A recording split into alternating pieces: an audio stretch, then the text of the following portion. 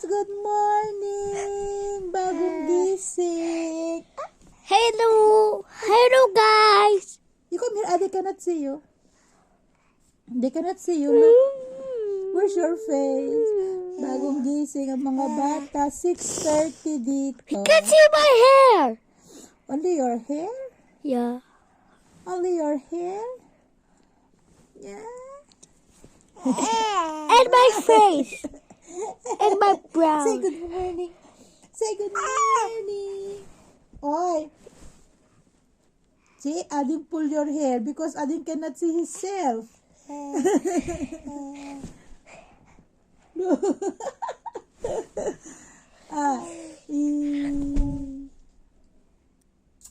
Say good morning. Why? You cannot see her, so we can see her. Adin cannot see himself. Kawawa naman sila. Why, bebe? Why? Kuya is teasing you? Ano? Ay, sabunot. Sabunot. Don't hold our camera. Don't hold our camera. Hi guys! Kape tayo. Tea. Yan, prepare ko yung pagkain ni Asher. Habang pinapakuluan yung gatas niya, nire-ready ko na yung kanyang tinapay. So, next year, kapag si Asher na grade 1, hindi na pati na tinapay yan. Kakain na yan ng kanin bago pumasok sa school. Kasi sa school, may offer silang pagkain pero parang snack lang, merienda lang. Sa ngayon kasi, tinatinapay lang. Kasi sa school, bibigay sila ng lunch, kakain sila ng kanin, tarkari, gano'n. Rice, dal, vegetables, tapos bago sila mag-uwian, pagbibigay ulit sila ng merienda. Minsan pinapakain nila sa bata yung pasta. Pasta na yung niluluto sa gatas, ganon. Minsan naman, yung binibigay na merienda sa kanila, halwa, ganyan. Bago umuwi ang bata, may merienda sa school. Sa Montessori. Pero sa regular school kasi, lalo kapag nag-grade 1 na yan, wala. Kaya ang ginagawa ng mga ibang nanay dito, pag alis pa lang ng bata, pinapakain na ng kanin, tapos bibigay lang ng pera, 50, pambili lang nila ng chow mein. Minsan, yung mga offer nila, roti, egg, ganon, yung ino-offer nila sa school. Sabi ko nga, kung sakaling i-enroll namin si Asher ng grade 1, itatanong ko ang school kung pwedeng magpabaon sa bata. Babaunan ko na lang si Asher, parang yung ginagawa ni Ading Ruth sa mga anak niya. Pinapabonan niya. At least pag pinabaunan mo yung bata, mabigay mo yung talagang healthy na pagkain. Kasi si Ading nagpapabaon siya ng prutas, ganyan. Yun din ang gusto ko pag si Asher na. May prutas, may itlog din. O di kaya kasi madalas chow-chow. Yung pinapakain sa school, chow-chow. O kung pagkain.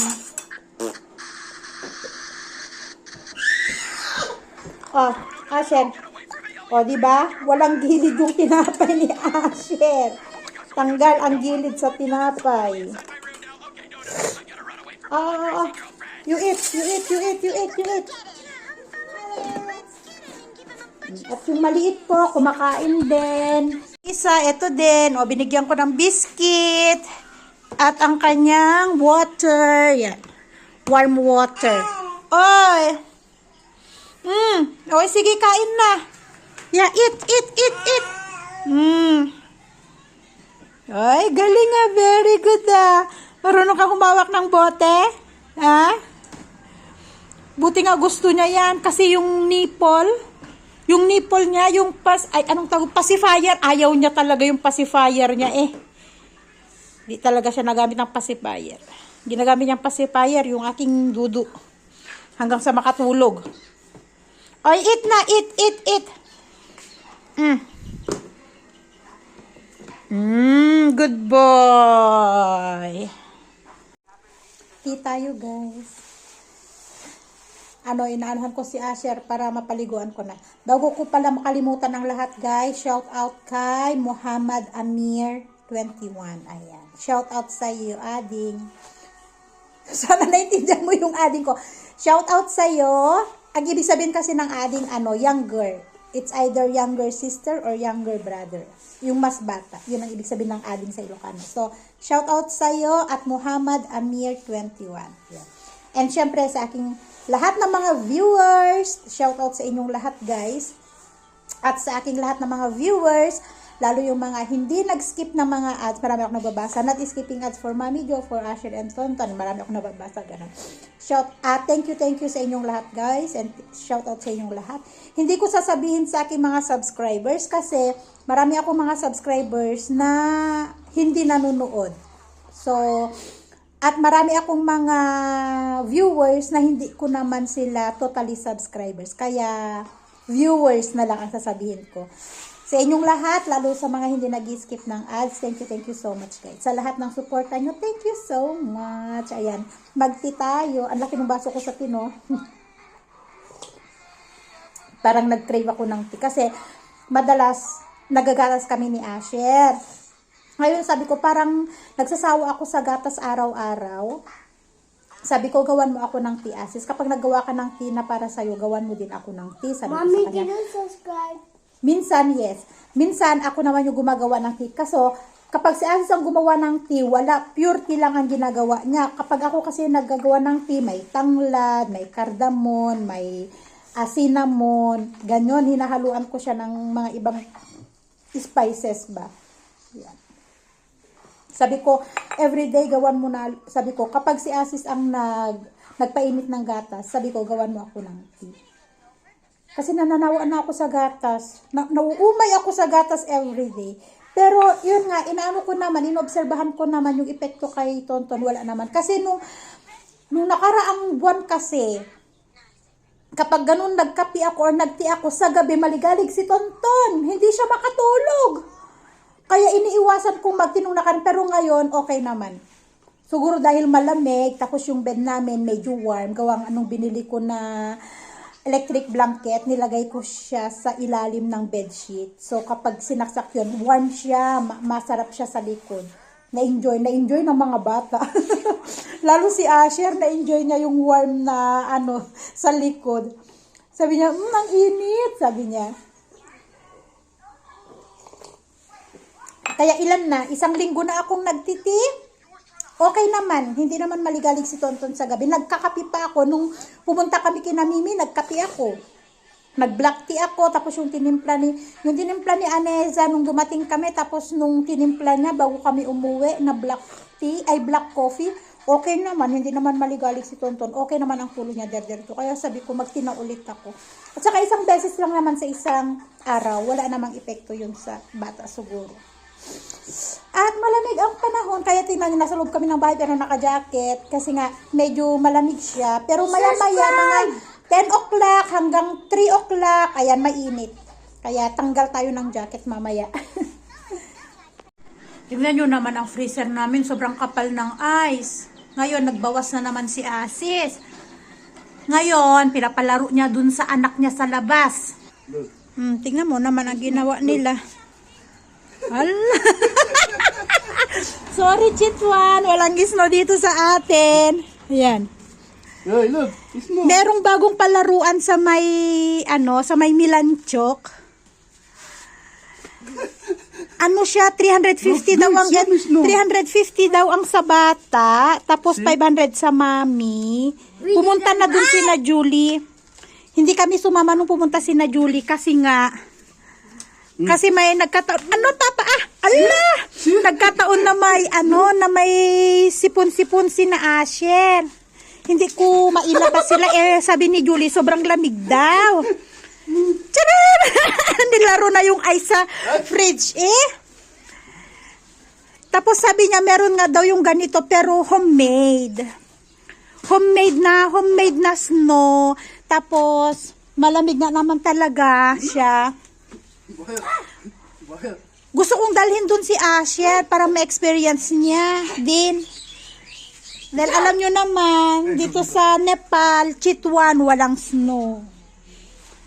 Pero sa Kalanke, sa Kalinchok, sa Mustang, ganyan, ibang parte ng Pokhara, ganyan, may mga snow doon, lalo kapag yung December, January ato, or January, ganon, nagkakaroon ng snow.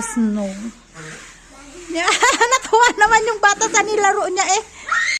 So, ayun, nanay duty in the morning. Minsan, ang anak ko nakakaligo mag-isa. Minsan sinasabi niya, Mommy, help me, I need help. Para, ayun, mainit na, off na natin at i-prepare natin ang pampaligo ni Asher.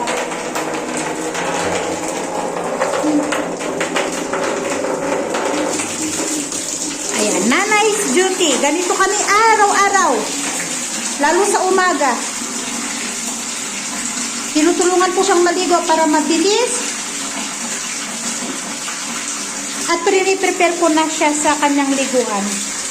Hindi ko siya pinapaligo direct sa shower kasi giniginaw, malamig daw. Pero kapag yung malamig ng panahon, hindi ko paliliguan si Asher araw-araw, guys. Lalo kapag yung kalagitnaan ng December, ganon, January, February, sobrang lamig nung month na yun, hindi ko siya paliliguan araw-araw. Siguro every other day, punas-punas lang, wash lang, tapos ligo, ganon ang gagawin ko sa kanya.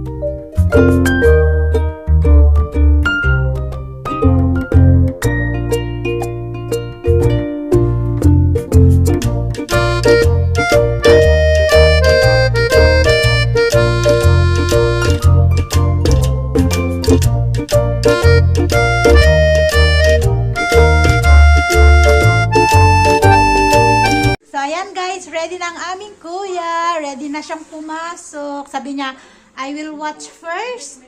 Kasi may time pa naman. Kaya yan. Sabi ko, sige. Kiss na, mami. Be good at school, okay? Don't be hard-headed, ha? Listen always to mom. You review because next week you have exam, okay? Okay. Say bye-bye na. Bye, guys. See you again next time.